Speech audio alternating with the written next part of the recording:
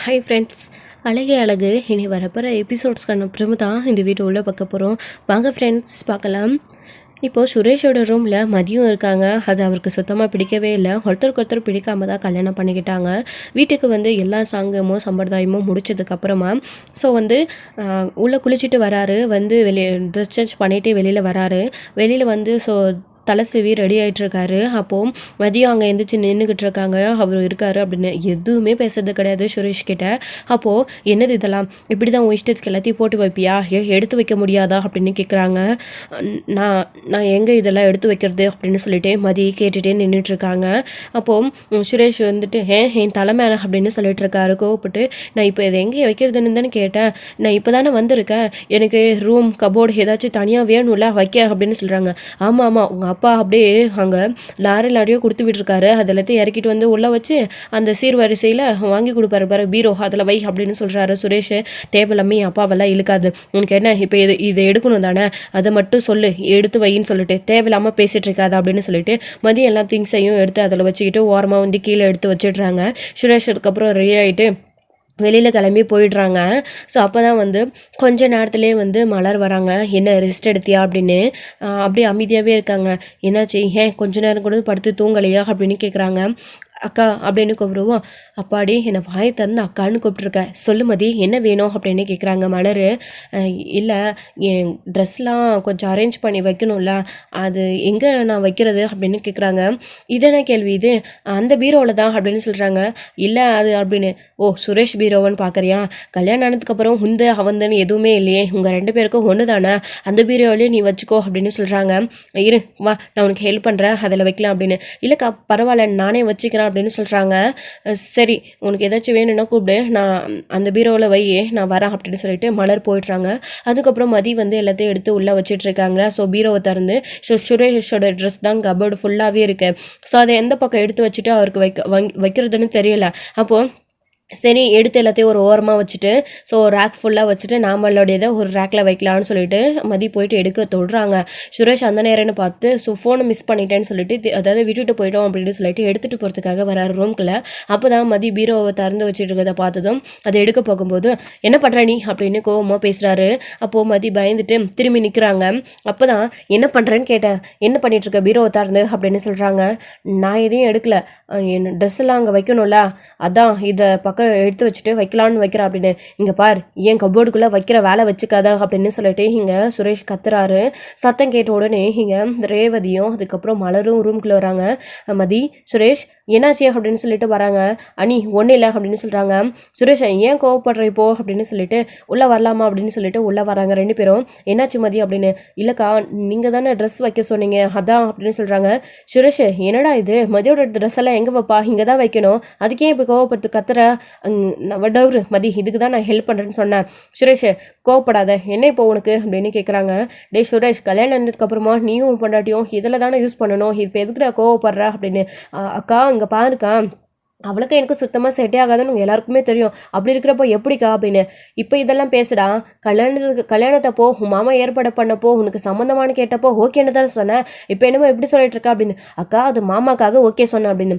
அவருக்காக நீ கல்யாணம் பண்ணிட்டு இருக்கணும்னு உனக்கு என்னடா அவசியம், அவர் வாழ போகிறாரா, நீ வாழ போறியா, அவர் சொன்னாரா இவன் கேட்டானா இப்போ கோவப்படுறா.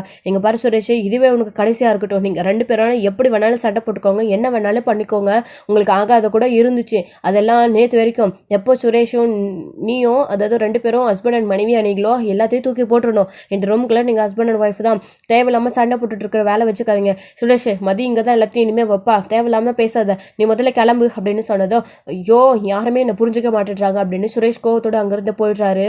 அப்போதான் மதி வா இங்கே தள்ளு அப்படின்னு சொல்லிட்டு மலரே எல்லாத்தையும் எடுத்து மேலே வைக்கிறாங்க சுரேஷோட ட்ரெஸ் எல்லாம். அப்போ தான் இங்கே ரேவதி இருந்துக்கிட்டு அவங்களோட ட்ரெஸ்ஸெல்லாம் எடுத்து வைக்கிறாங்க. அக்கா இருக்கட்டும், பரவாயில்ல நானே வச்சுக்கிறேன் அப்படின்னு. பரவாயில்ல இருக்கட்டுமா, சரி நீ எல்லாத்தையும் எடுத்து கொடு, நான் மலர்கிட்ட கொடுக்குறேன் அப்படின்னு சொல்லிட்டு எல்லாத்தையும் வந்து மதி எடுத்து கொடுக்குறாங்க. புடவையெல்லாம் அந்த இடத்துல வந்து சுடிதாரு புடவை இதெல்லாத்தையும் வந்து ரேவதியும் மதியம் அடுக்கி வைக்கிறாங்க. யாரும் சண்டை போடாதீங்க, பாரு மற்ற ஐட்டம் எல்லாம் இங்கே வச்சுக்கோ, இல்லைன்னா அங்கே பாரு அவன் எதுவுமே இல்லாமல் காலியாக தான் வச்சுருக்கான், ஒரு பர்ஃப்யூம் பாட்டிலில் தவிர வேறு எதுவுமே காணாங்க, ஒரு சீப்பை தவிர நீ எல்லாத்தையும் அங்கேயே வச்சுக்கோ, அவன் எதுவும் பேச மாட்டான், அவன் ஏதாச்சும் பேசினா நான் பார்த்துக்கிறேன் அப்படின்னு சொல்லிட்டு இங்கே ரேவதி சொல்கிறாங்க. சரிக்கா அப்படின்னு இதுக்கு தான் நான் போய் வச்சுட்டு போகிறேன்னு சொல்கிறான். அவன் அப்படி தான் கோவக்காரன், புரிஞ்சுக்கிறதுக்கு கொஞ்சம் நாள் ஆகும், கோவப்படாதீங்க அப்படின்னு சொல்லிட்டு மலர் சொல்கிறாங்க. சரிக்கா அப்படின்னு சரியா ரூம்குள்ளே அடைஞ்சு கிடைக்கிறவா வெளியில் போகலாம் அப்படின்னு சொல்கிறாங்க. டயர்டாகி புதுசாக நம்ம வீட்டுக்கு அதாவது வந்திருக்காங்க, டயர்டாக இருக்கும் அப்படின்னு சொல்கிறாங்க. அதெல்லாம் ஒன்றும் இல்லைக்கா அப்படின்னு. சரி போர் அடிக்கல உனக்கு, உள்ளே இருக்கவா வெளியில் அப்படின்னு சொல்கிறாங்க மலர் இருந்துக்கிட்டு. எல்லாத்துலேருந்து வெளியில் வரத்துக்கு கொஞ்சம் நாள் ஆகும்ல நீ அப்படின்னு சொல்லவும், அது நமக்கு தெரியுது ரேவதி, ஆனால் அத்தையை பற்றி தான் உனக்கு தெரியும்ல, ஏதாச்சும் வந்து மதியை பேசிகிட்டே இருப்பாங்க, பேசாமல் நம்ம கூடவே கூட்டிகிட்டு போயிடலாம் அப்படின்னு சொன்னதும், சரி வா மதி நீ எதுவும் செய்யாத, கிச்சனில் நைட்டுக்கு சமைச்சிட்ருக்கோம், நீயும் வந்து உட்காருவா அப்படின்னு சொல்லிட்டு கிச்சனுக்குள்ளே கூட்டிகிட்டு போயிடுறாங்க. ஸோ அங்கே போயிட்டு அவங்க 3 பேரும் உட்காந்துட்டு இருக்காங்க, அவங்க சமைச்சிட்ருக்காங்க. ஸோ அவங்க கூட மதி வந்து மலர்கிட்டையும் ரேவதிக்கிட்ட நல்லாவே ஒட்டிக்கிறாங்க. அவங்க வந்து பேசிகிட்டு இருக்காங்க. சுரேஷ் அப்போ வந்து அவருடைய மாமா கிட்ட கோவப்பட்டு, என்னம்மாமா அவள் வந்து இப்படியெல்லாம் பண்ணிட்டு இருக்கா, ஏன் பெட்டில் உட்காரா, ஏன் ட்ரெஸ்ஸில் வைக்கிற இடத்துல அவ ட்ரெஸ் வச்சிருக்கா அப்படின்னு எல்லாம் கோவப்பட்டு சண்டை போட்டுருக்காரு. நமக்கு காரியம் தாண்டா பெருசு, இப்போ வீரியம் கிடையாது அப்படின்னு சொல்லிட்டு தங்கராஜ் சொல்லிட்டு இருக்கோம். என்னம்மாமா இப்படியே சொல்லி சொல்லி பிடிக்காத ஒருத்தி கல்யாணம் பண்ணி வச்சிருக்கீங்க, அவன் முகத்தை பார்க்கும் போதெல்லாம் எரிச்சலாக வருது அப்படின்னு கோவப்பட்டு பேசிட்டு இருக்காங்க. கோவப்பட்டா எதுவும் ஆகாதுற சுரேஷ், இங்கே பாரு நாளைக்கு காலையில் முதல் வேலையை அவளை கூட்டிகிட்டு நம்ம எஸ்பி ஆஃபீஸ்க்கு போகிறோம் அப்படின்னு சொல்லிட்டு சொல்கிறாங்க. கண்டிப்பாக வேலை கிடைச்சிடலாமாம்மா அப்படின்னு. அது எப்படி கிடைக்காதெல்லாம் போயிடும், நான் இருக்கேன்ல கூட, நீ நாளைக்கு அவளை கிளம்பி மதியம் கூப்பிட்டுட்டு நீ அங்கே வேலை விஷயமா கிளம்பு, நான் பார்த்துக்கிறேன் அப்படின்னு. மாமா நானும் அவகிட்ட சொல்றதா, அதெல்லாம் முடியாது மாமா அப்படின்னு. என்னடா நீ எல்லாத்துக்கும் முடியாதுன்னு நான் பேசிக்கிறேன், சரி வாடா நான் அங்கே தானே இருக்கேன் அப்படின்னு சொல்லிட்டு இங்கே தங்கராஜ் வந்து வராரு. நைட்டு உட்காந்து எல்லாரும் சாப்பிட்டுட்டு இருக்கும்போது ஜாலியாக குடும்பமாக சேர்ந்து பேசிட்டு உட்காந்து சாப்பிட்டு முடிச்சுட்டு உட்காந்துட்டு இருக்காங்க.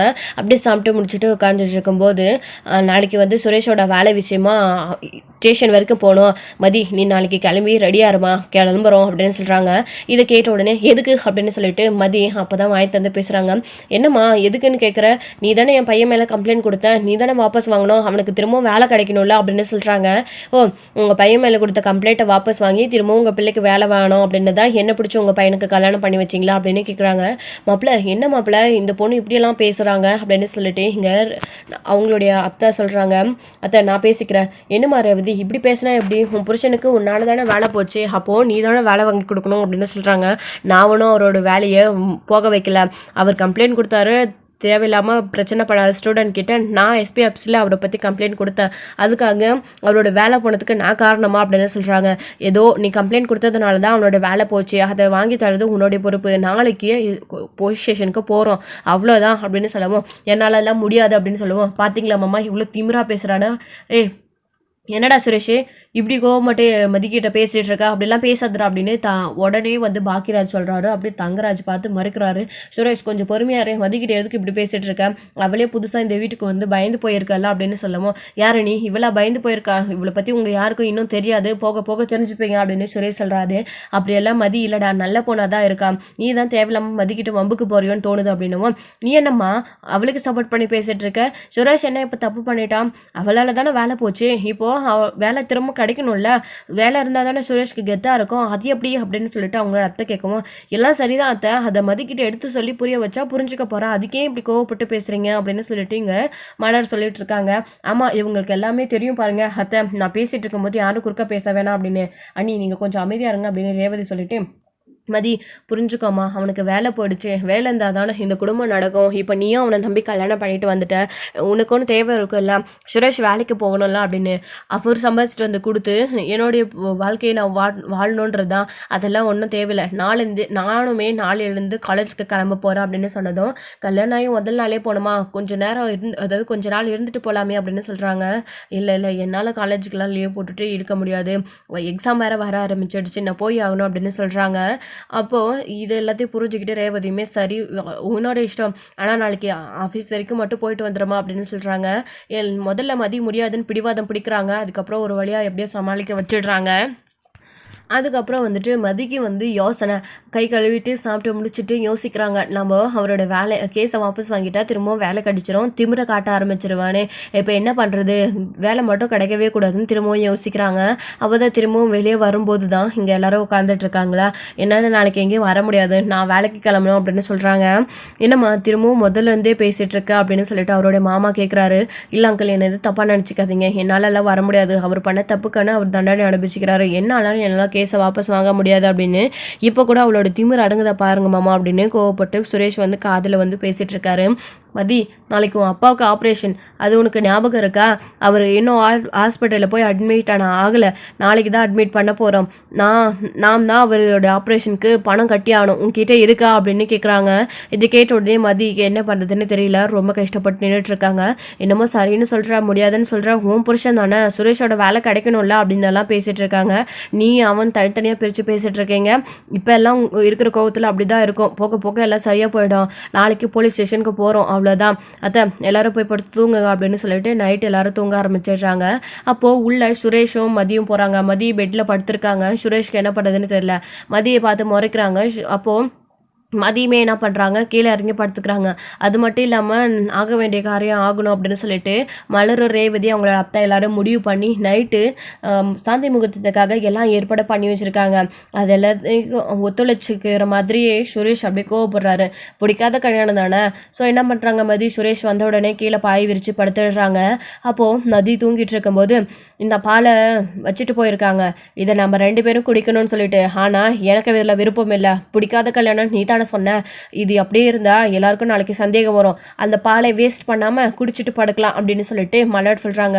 அவ்வளோ அக்கறையா இருந்தா நீயே குடிக்க வேண்டியது தானே அப்படின்னு.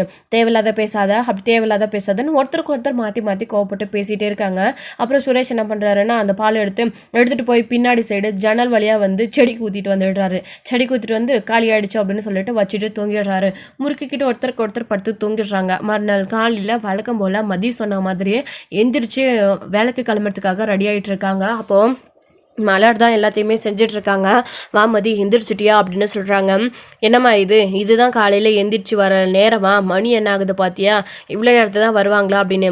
அத்தை 7 மணி தானே ஆகுது அத்தை அப்படின்னு சொல்லுவோம்.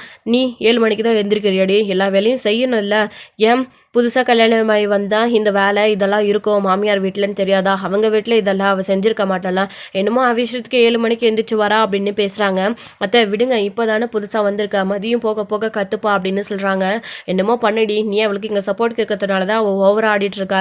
மாப்பிள்ளை நேற்று சொன்னதெல்லாம் ஞாபகம் இருக்குல்ல, எனக்கு போலீஸ் ஸ்டேஷனுக்கு போகணுன்னு, என்னமோ ரெடியாகி நின்றுட்டுருக்கா அப்படின்னு கேட்கவும், காலேஜுக்கு தான் அக்கா அப்படின்னு சொல்கிறாங்க. காலேஜுக்கா, என் மாப்பிள்ளை சொன்னதெல்லாம் உனக்கு காதல் விழலையா, திரும்பவும் சுரேஷ் காதலையும் என் மாப்பிள்ளை காதலையும் விழுந்துச்சுன்னு வச்சுக்கோ, அவ்வளோதான், முதல்ல போய் கேஸை வாபஸ் வாங்குற வழியை பாரு, அப்புறம் நீ எங்கே வேணாலும் போய்க்கோ அப்படின்னு சொல்லிடுறாங்க. அப்புறம் மலருமே அமைதி நின்றுட்டு அவங்க போனதுக்கு அப்புறமா மதிக்கிட்ட சொல்லி அட்வைஸ் பண்ணி புரிய வைக்கிறாங்க. ப்ளீஸ் என்ன கோவம் இருந்தாலே அப்புறம் பார்த்துக்கலாம், சுரேஷ்க்கு வேலை கிடைக்கட்டுமே, அவனோட வேலை தான் அவனுக்கு கெத்து, அவன் வேலை இல்லாமல் கொஞ்ச நாளாக ரொம்பவே கஷ்டத்தில் இருக்கான், இனி அந்த மாதிரிலாம் பண்ண மாட்டான், அவங்ககிட்ட நான் பேசுகிறேன், நான் அட்வைஸ் பண்ணுறேன் அப்படின்னு எல்லாம் மலர் கெஞ்சி கேட்டுக்கிறாங்க. அதனால் மதியமே சரி போகிறேன் அப்படின்னு சொல்லிடுறாங்க. சரி வா, டிஃபன் ரெடியாக இருக்கு, சாப்பிடுவா அப்படின்னு சொல்கிறாங்க. இவ்வளோ சீக்கிரமா அப்படின்னு. பின்ன டிஃபன் ரெடி பண்ணணும், மதிய சாப்பாட்டுக்கு ரெடி பண்ணணும், எல்லாமே பண்ணணும்ல, நீங்கள் கிளம்புற வேலைக்கு அப்புறம் 8-8:30 மணிக்குள்ளே எல்லாருமே கிளம்பிடுவீங்க, ரெடியாக இருக்கணும்ல, சாப்பிட்டுட்டு போகணும்ல அப்படின்னு சொல்லவும், எனக்கா நீங்கள் என் வீட்டிலலாம் என் அம்மா தான் எழுந்திரிச்சு சமைப்பாங்க, ஆனால் இவ்வளோலாம் கிடையாது, இட்லி சப்பாத்தி ஏதாச்சும் ஒன்று தான் பண்ணுவாங்க, நீங்கள் என்ன நிறைய பண்ணியிருக்கீங்க அப்படின்னு சொல்கிறாங்க. பின்ன அவர் என் வீட்டுக்காரரு வேலைக்கு போகிறாரு, மதியம் ஆஃபீஸ்க்கு லஞ்ச் கொடுத்து விடணும். இவ்வளோ நாளாக மாமா போயிட்டு இருந்தார், ஆனால் அவர் இப்போ தான் கொஞ்ச நாளைக்கு முன்னாடி ரிட்டையர் ஆகிட்டார். அடுத்து சுரேஷ் போவான். ஸோ காலையில் அவங்க சாப்பிட்டுட்டு மதியம் லஞ்ச் எடுத்துகிட்டு போகவும் செய்யணும்ல, இட்லியே சாப்பிட மாட்டாங்க, ஒவ்வொருத்தருக்கும் ஒவ்வொருத்தர் பிடிக்கும், எல்லாத்தையும் பண்ணணும் அப்படின்னு சொல்கிறாங்க. உங்களுக்கு கஷ்டமாகவே இல்லையாக்கா அப்படின்னு. என்ன பண்ணுறது, எல்லாம் என் தலையெழுத்து அப்படின்னு சொல்கிறாங்க. அக்கா ஹெல்ப்புக்கு யாராச்சும் வச்சுக்கலாம், இல்லை வேலைக்கு ஆள் வச்சுக்கலாம் அக்கா அப்படின்னு. யார் வேலைக்கு ஆளா, என் மாமியார் கிட்ட போய் இதை சொன்னான்னு வச்சுக்கோ அவ்வளோதான் அப்படின்னு. நான் வேணா பேசிட்டாக்கா அப்படின்னு. வேணாம் மதி, இருக்கிற பிரச்சனையே போதும், நீ எதுக்கு தேவையில்லாம, நீ முதல்ல உட்காந்து சாப்பிட்டுட்டு கிளம்புவா அப்படின்னு. சாப்பிட்றாங்க. அக்கா உங்கள் சாப்பாடு சூப்பராக இருக்குன்னு சொல்கிறாங்க. இந்த இவ்வளோ நாள்லையே சாப்பாடு நல்லா இருக்குன்னு சொன்னேன், முதல் ஆள் நீ மட்டும் தான், எனக்கு எவ்வளோ சந்தோஷமாக இருக்குது தெரியுமா, இந்த ஒரு வார்த்தைக்காக தான் நம்ம மணிக்கணக்காக நின்று சமைக்கிறோம், ஆனால் இந்த வீட்டில் அதை யாருமே சொல்ல மாட்டேன். ஏங்க்கா அவர் கூட சொல்ல மாட்டாரா அப்படின்னு கேட்கவும், யாரை சொல்கிறேன், ஏன் புருஷனவா, அதெல்லாம் சொல்வார், ஆனால் சாப்பிடும்போது சொல்ல மாட்டார், தனியாக போயிட்டு சொல்வார், இல்லை மதியம் லஞ்ச் சாப்பிட்டுட்டு அப்புறம் சொல்வார் அப்படின்னு. ஏங்க்கா அப்படின்னு. என்னை அவர் லவ் பண்ணி கல்யாணம் பண்ணிக்கிட்டாரு, அதனால எனக்காக சப்போர்ட் பண்ணி இந்த வீட்டில் அவர் எதுவுமே பேச முடியாது அப்படின்னு சொல்லவும், என்னக்கா சொல்கிறீங்க அப்படின்னு. அவர் நல்ல மனுஷன் தான், என் மேலே அம்புட்டு காசுமாக இருப்பார், அதே சமயம் குடும்பத்துக்காகவும் ஓடி ஓடி அழுப்பார், குடும்பத்தையும் பார்த்துப்பார், என்ன அவங்க முன்னாடி என்னை பற்றி பாராட்டி பேச மாட்டார், அவ்வளோதான், மற்றபடி எதுக்காகவும் என் புருஷனும் என்னை விட்டு கொடுக்க மாட்டார், உனக்கும் சுரேஷ்க்கு கூட செட் ஆகிடும் அப்படின்னு சொல்லிட்டு இருக்காங்க. சரிக்கா நான் கிளம்புறேன் அப்படின்னு. மதியம் ஏதோ லஞ்ச் கட்டிட்டேன், மதியம் எடுத்துகிட்டு போ, உனக்கு சாதமும் அப்புறம் வந்து சாம்பாரும் அப்பளமும் வச்சுருக்கேன், ஓகே தானே, வேறு ஏதாச்சும் டெய்லி சாப்பிடுவேன் அப்படின்னு. அக்கா என் வீட்டில் நான் இதெல்லாம் சாப்பிடவே மாட்டேன், காலையில் வெஜிடபிள் சாப்பிட்டுட்டு போவேன், ஜூஸ் குடிச்சிட்டு போவேன், மதியத்துக்கு தயிர் சாதம் இல்லை லெமன் சாதம் இது மட்டும் தான் எடுத்துகிட்டு போவேன், நீங்கள் இவ்வளோ சமைச்சிருக்கிறதே பெரிய விஷயம், இதுவே போதும் அப்படின்னு சொல்லிட்டு கிளம்புறாங்க. போயிட்டு போலீஸ் ஸ்டேஷனால் வெயிட் பண்ணிட்டு இருக்காங்க. மதி வந்துட்டு அடுத்து சுரேஷும் தங்கராஜும் போகிறாங்க எஸ்பி ஆஃபீஸில். அவங்கள பார்த்த உடனே வாங்க என்ன விஷயம்னு கேட்குறாங்க. ஸோ மதி என்ன சொல்கிறதுன்னு தெரியாமல் நின்றுட்டுருக்காங்க. மதி கொடுத்த கம்ப்ளைண்ட்டை வாபஸ் வாங்க வந்திருக்கா சுரேஷ் மேலே அப்படின்னு சொல்லவும், என்னம்மா சொல்கிறேன், இன்னும் சரிது அப்படின்னு. ஆமாம், இவங்க 2 பேருக்கும் இப்போ கல்யாணம் ஆகிடுச்சு, புருஷன் முன்னாடி இனிமே சண்டை போட்டுக்க மாட்டாங்க, ஒருத்தருக்கு ஒருத்தர் கம்ப்ளைண்ட்லாம் கொடுத்துக்க மாட்டாங்க, சுரேஷோட வேலை திரும்பவும் கிடைக்கணும், கேஸை வாபஸ் வாங்க வந்திருக்கா, எப்படியாச்சும் என்னோட வேலையை திருப்பி கொடுத்துருங்க அப்படின்னு தங்கராஜ் பேசிகிட்டு இருக்காரு. ஆமாம் சார் அப்படின்னு சுரேஷுமே அங்கே அவங்களுக்கு பயந்து நின்றுட்டு இருக்காங்க. ஸோ இதோட இந்த எபிசோட வந்து முடிச்சிருக்காங்க. அடுத்தடுத்த எபிசோடில் என்ன நடக்க போகுது, மதி சொன்ன மாதிரி கேஸை வாபஸ் வாங்க போகிறாங்களா என்ன அப்படின்றதெல்லாம் வெயிட் பண்ணி பார்க்கலாம் ஃப்ரெண்ட்ஸ். தேங்க்யூ.